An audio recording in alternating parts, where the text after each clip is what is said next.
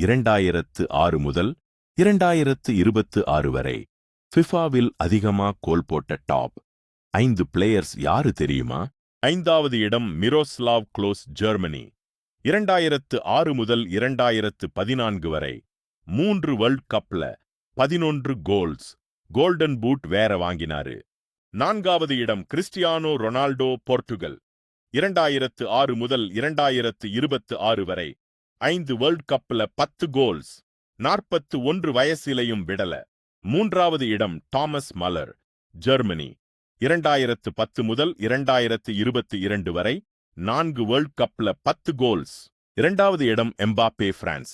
வெறும் 3 வேர்ல்ட் கப்ல 18 goals, 18 கேம்ஸ்ல 18 goals. இது சாதாரண விஷயம் இல்ல.